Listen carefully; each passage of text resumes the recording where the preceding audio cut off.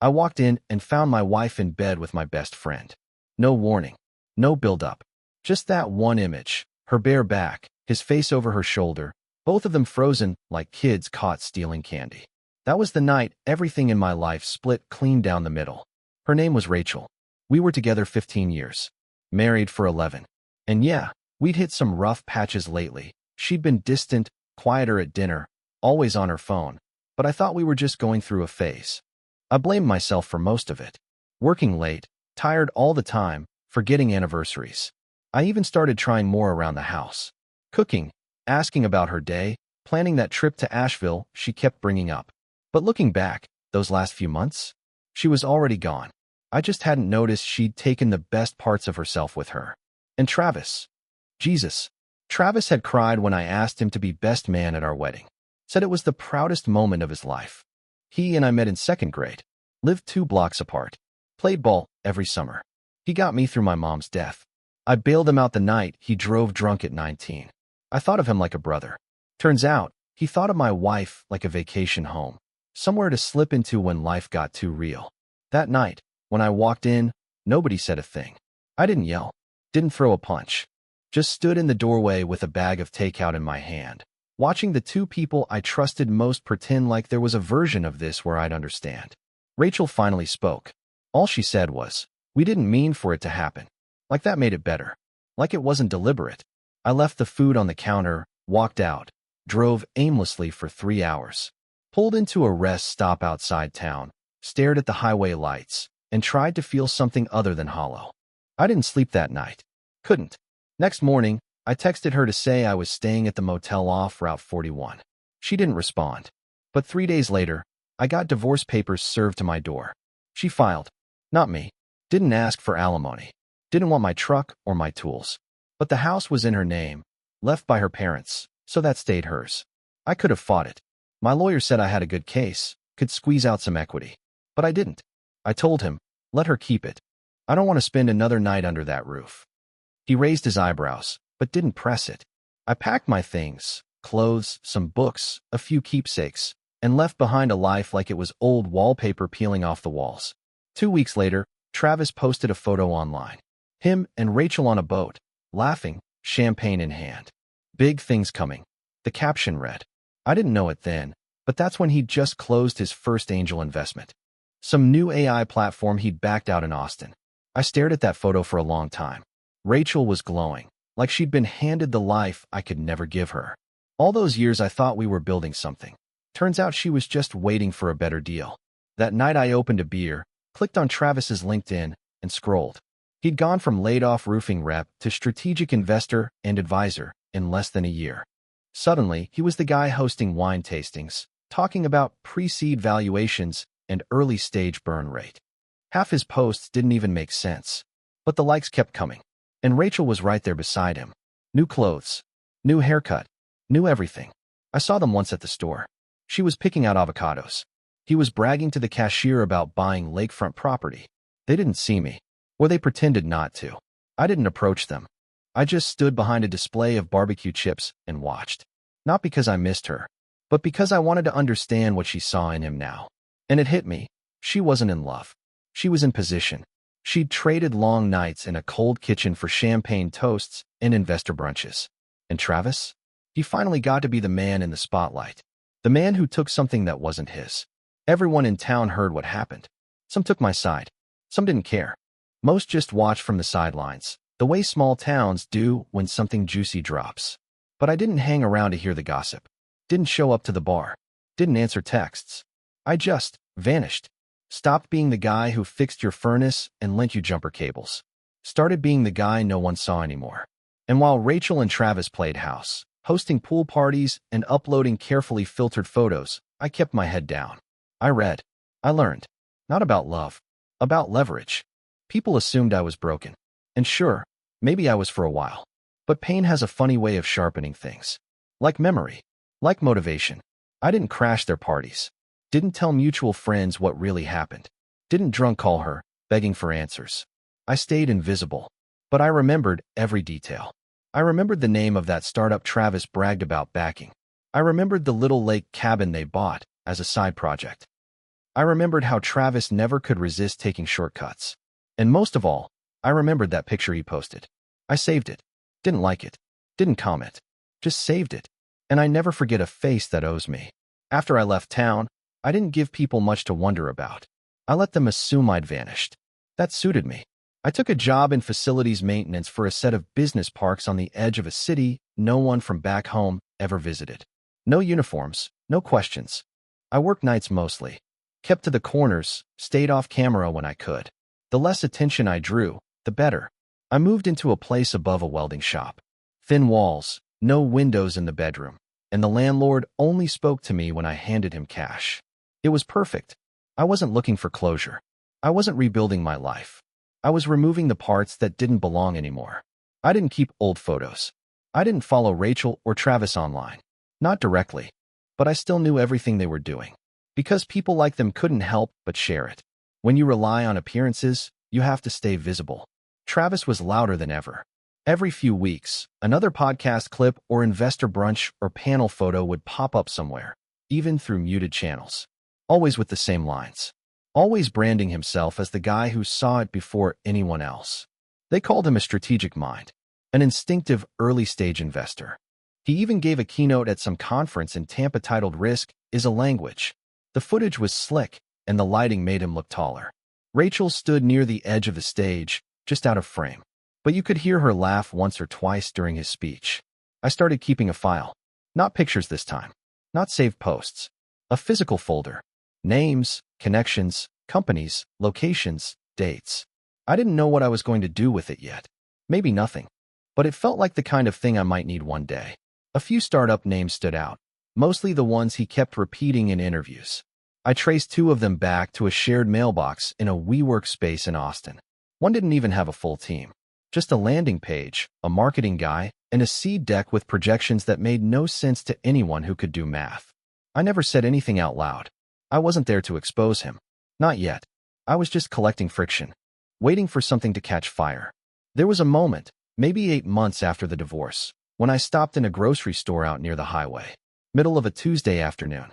I just needed a bag of rice and some oil. I rounded the end of the aisle, and there she was. Rachel, wearing sunglasses inside, holding a phone up to her ear, pacing by the produce. She was talking fast, too fast to notice me. Her tone was sharp. Not angry, but urgent.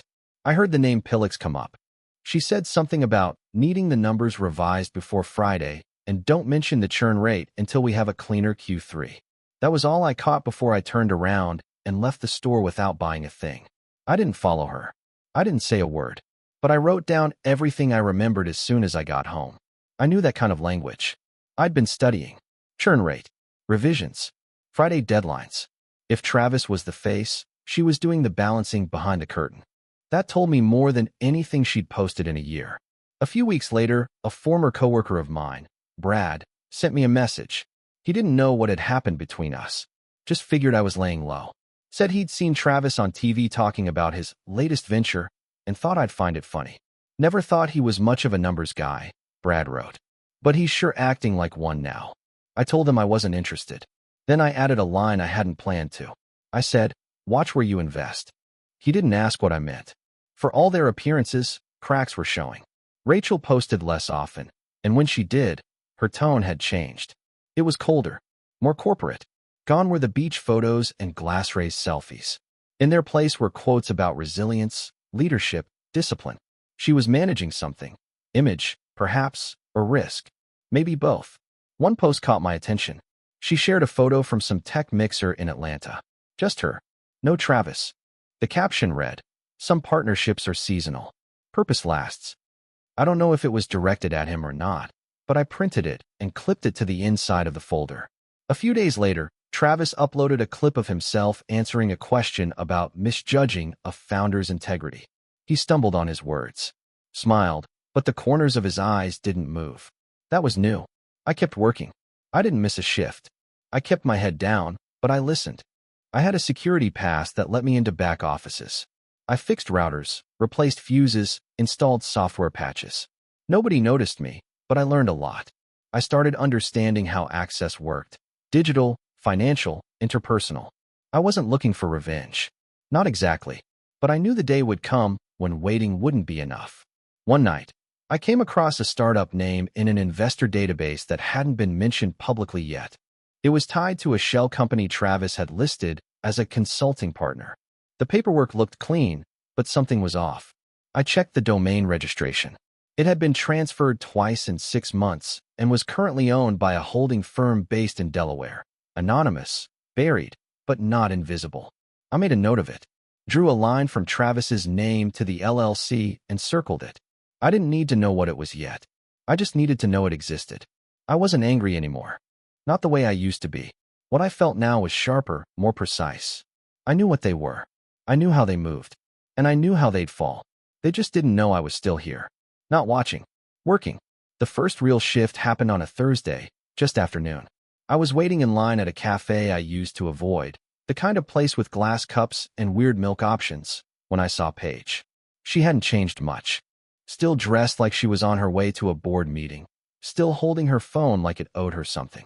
She looked at me for a second too long before her eyes registered who I was. "Dan," she said, with a kind of cautious disbelief. "I didn't know you were still around." I nodded. "Barely." She stepped closer, lowered her voice. "You look good. I mean, better than I expected. Rachel said you kind of spiraled. Took off with some money from the house account and just ghosted." I didn't answer. I just looked at her. That was enough. She took a step back, a little embarrassed. "Sorry, I probably shouldn't have said that. I haven't talked to her much lately, not since all the stuff with Travis started. It's weird over there." "What stuff?" She hesitated. "I don't know everything, but people are starting to notice things. Rachel's been working nonstop. Travis isn't around as much. She said he's focusing on big moves, but I don't know. Something feels off. She looks tired." I thanked her for the update. Didn't press. But the lie about me stealing money, that stuck. Not because it surprised me, but because it confirmed something I'd suspected for a while now. Rachel wasn't just rewriting our history. She was weaponizing it. Later that night, I opened the drawer where I kept the folder. It had grown thicker than I remembered. What started as a few printouts had turned into layers. Color-coded tabs, a stack of notes, screenshots, receipts, phone numbers. It was no longer just information. It had weight now, like it had become its own kind of truth. I added a new divider, leverage. That same week, I saw Travis's name pop up in an online article about minor investor fraud investigations. Low-level stuff, buried under bigger headlines. But it named a shell company I'd seen linked to him. It wasn't enough to ruin him, but it planted a seed. I printed the article, yes. But this time I didn't just file it away. The next morning, I stopped by the cafe again. The same one Paige liked. The one I knew had regulars from Pillix's investor circle. I picked a table in the corner, drank my coffee slow, and when I got up to leave, I forgot a thin manila folder under my chair. Inside was the article, the annotated notes I'd written in red ink, and 2 documents with Travis's signature next to the word co-founder, even though he'd told investors he wasn't. I didn't go back for the folder.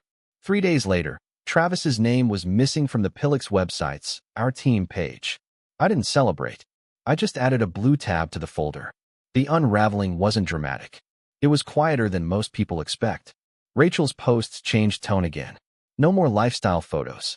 Just industry quotes and work announcements. One night, she posted a list of core leadership values that read more like an apology than a mission statement. I read it twice, then looked at the company's corporate filings. She'd registered a new entity, clean name, no mention of Travis anywhere in the structure. She built an escape hatch and left his name off the door. That was personal. Meanwhile, people in their world started doing what people always do when pressure builds. They talked. A friend of a friend mentioned that Rachel had been seen crying in the hallway after a meeting. Another said Travis hadn't shown up for a conference he was supposed to keynote. Rumors don't matter until they're repeated enough to become truth. And these were gaining traction. I didn't need to feed the fire. I just made sure it didn't go out. There was a small conference downtown. One of those early-stage tech things where founders wear hoodies and pitch million-dollar ideas like they're selling gym memberships. I walked the floor. Not as a guest, not as a speaker. Just a body in the crowd. Travis wasn't there. Rachel was. I saw her talking to 2 investors I recognized. Older men, sharp suits, hands in pockets like they were negotiating even while standing still. She smiled, but her body didn't. I could see it. She was holding something together. They didn't see me. Or if they did, they didn't react. That night, I added another page to the folder, a list of names. People I knew had once backed Travis publicly, but hadn't mentioned him in months. I started crossing them off one by one. Not to eliminate them, just to mark how small his circle was getting. The folder kept growing. So did the weight of it. Every piece inside wasn't just a document. It was a receipt. A record of what they thought they'd gotten away with. A trail they forgot someone still remembered. I kept it locked in a drawer, but I started feeling like it was always near me. Like it had become a part of me. Not because I was obsessed, but because I knew, deep down, the moment was coming. Not a moment of yelling or confrontation. Something quieter. Something final. The question wasn't whether they would fall. It was which one would notice first. And how long the other would pretend not to. It started with a crack in the glass. A small glitch in an investor update posted on a forum I'd been quietly monitoring. Just a few lines of text asking why the growth numbers suddenly dropped, why the dashboard was offline, why the product page said, "coming soon" for a service that had supposedly launched 6 months ago. Nobody said it outright, but I knew what I was seeing, people with money getting nervous. Within 48 hours, Pillix went silent. Their social channels froze, their website redirected to a bland error page, and the founder's blog was scrubbed. I didn't celebrate. I didn't need to. Because I knew what silence meant in that world. It wasn't damage control, it was a retreat. Travis tried to keep up the performance. He posted a video in a shared workspace, some rented room with a whiteboard and empty coffee cups in the background. He looked like a man trying to prove he wasn't drowning. Said things like refocusing priorities and navigating market turbulence. I watched his eyes more than his mouth. They were glassy, unfocused. He smiled, but only with his teeth. I didn't have to lift a finger. The people who once followed him were already walking away. A few investors he used to tag in posts started distancing themselves, posting generic statements about lessons in due diligence and prioritizing long-term alignment. His name didn't appear in any of them, but it didn't have to. The omission was louder than a headline. Then came the blog post, written by someone who had once publicly praised him, called him a visionary. This time, they called him something else, a warning. It wasn't slander. It was subtle, surgical. It framed him as a case study in what happens when charisma outpaces substance. My favorite line was the last one. Be wary of those who can sell anything except the truth. Rachel didn't say a word. She didn't defend him. She didn't defend herself. She just disappeared. For 13 days, she posted nothing. Then, out of nowhere, her account returned with a single announcement, a new company. One-word name. No team page. No co-founders. Just a stripped-down homepage, a press release, and a quote about fresh vision. It was clean, professional, and cold. She'd built herself an exit door and made sure Travis's name wasn't anywhere near it. But clean doesn't mean whole. I looked deeper. Her new operation didn't list any partners. No team, no board, not even a generic "Our Values" tab. Just her name on every document. It was hers entirely. She had control. She'd walked away untouched. But she'd also walked away alone. There were no engagement photos anymore. No lake house updates. No interviews with him in the background, chiming in with jokes. Just her. She'd survived. But she'd burned everything to do it. Paige, the friend I'd run into at the cafe weeks earlier, posted something cryptic on her own page. Sometimes, when people get what they want, they forget how much they gave up to get it. That one stayed with me longer than I expected. I didn't know if it was about Rachel, but I knew Rachel would read it and wonder. Meanwhile, Travis was falling fast. He tried pivoting into motivational content, started sharing clips about overcoming betrayal and reclaiming purpose. In one video, he talked about building back better after people walk away. I watched it once. He didn't mention her name, but his voice cracked halfway through, and he cut the recording short. People in his world stopped replying, stopped liking, stopped sharing. One of his old co-investors took a subtle shot at him on a podcast, saying, "There are folks who think confidence is the same thing as character. That's how people get hurt." Another host replied, "Well, some of those folks are learning the difference now." Rachel stayed quiet, maybe too quiet. No welcome party for the new company. No congratulations from familiar names. Just a tight little press cycle and an eerie calm. Her profile was still there. Her face was still public. But the warmth was gone. Clean, yes, but empty. The folder I kept was thicker than ever. I hadn't added anything new in weeks, but I kept flipping through it like it was still growing. Like maybe something in it would change if I stared long enough. Most of the names were crossed out now. Most of the moves had already been played. And still, something didn't sit right. Because as much as they'd both lost, their image, their standing, their trust, there was still one thing they thought they had left. Each other's silence. And that, more than anything else, was the last thread holding it all together. They thought the worst was behind them. They were wrong. It was over for them. But not for me. There was still one piece left to play. And they'd already moved their king. The last piece I needed came in quiet, like everything else. A forwarded email from a former developer who'd worked under Travis for 8 months. He didn't say much. Just that he'd seen some things, heard enough, and wanted to clear his conscience. Attached was a chain of internal messages, all dated, all real, showing exactly how Travis and Rachel had inflated their user data before a major pitch. They hadn't just misled people.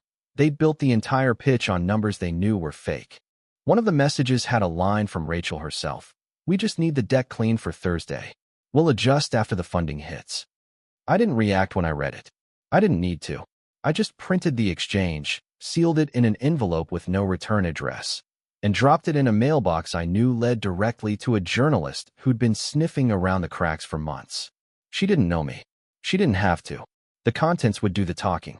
The article hit 2 weeks later. Nothing flashy. Just dates, documents, timelines, receipts. Everything they'd buried brought out into the open. No accusations, just facts laid bare, lined up like dominoes. It never mentioned me, but it didn't need to. I could feel the tremor the second it dropped. Travis disappeared from every company page by the end of the week. His accounts went silent. One of the founders he used to coach posted a clip of him talking about data flexibility, followed by a single word: "Oops." The comments underneath tore him apart. No defense, no spin. Just people realizing the man they'd once called brilliant was hollow inside. But it wasn't Travis I watched. It was Rachel. She tried to pivot, just like she always did. Tried to distance herself without drawing attention to the fact that she'd been right beside him the whole time. Her new company, clean and soulless, quietly removed its press kit. The leadership tab vanished. Her name disappeared from the contact page. One of her advisory roles was revoked in a public filing. Another partner sent out a short PR statement saying, "We no longer see strategic alignment." Then someone posted a photo. It was a blurry shot, taken through a glass door. Rachel, sitting alone at the head of a long conference table. No one else around her. No coffee cups. No laptops. No audience. Just her. Waiting. It spread slowly. A few people shared it with comments like, "Power looks different now," and "Guess the room got quieter." She didn't respond. Didn't post. Her silence wasn't curated anymore. It was real. I got the voicemail 2 days after the story broke. "Dan, I don't know if this is still your number. I guess I wanted you to know." I read the article. "I know what's in it. I don't know how it got out, or who would've." She paused, breath caught. "I thought he'd make us rich. I didn't think it'd cost everything. I told myself it was just numbers. But we built the lie together, didn't we?" Another pause. Then something different in her voice. "I was the one who sent that first email. The one about the Austin firm. You probably figured that out. I didn't know what you'd do with it, but maybe I did. I deleted it. But the word stayed with me." She wanted me to hear guilt. Maybe even regret. Maybe to believe that, in some small way, we'd both been used. That she'd just played along, got in too deep, didn't mean for it to go that far. But that's not what I saw when I looked back. She chose Travis. Chose the pitch over the foundation. She knew what he was, long before I did. And when the cracks started showing, she didn't stop him. She helped tighten the seams. I don't think she misses him. I think she misses the version of herself she thought she'd get to become. The one with a private lake house and public applause. She got out, technically, but not clean. Not really. And as for me, I never stepped back into the spotlight. Never gave interviews. Never took credit. I still live quiet, under a different name now. No online trail. No tags. No presence. But I hear things. Like how Rachel tried to start another venture, and no one returned her emails. Or how Travis has been quietly trying to rebrand himself as a coach, under a new alias, but his face still pops up in image searches. And I hear what isn't said, too. The silence when people who once bragged about knowing them suddenly change the subject. The polite distance investors now keep when Rachel enters a room. They never said my name, but I saw it in her eyes. She knew. She knew the fall wasn't random, that someone had watched, remembered, and waited, that every quiet corner they turned around, every deal that slipped away, every door that stayed closed, wasn't just bad luck. It was me.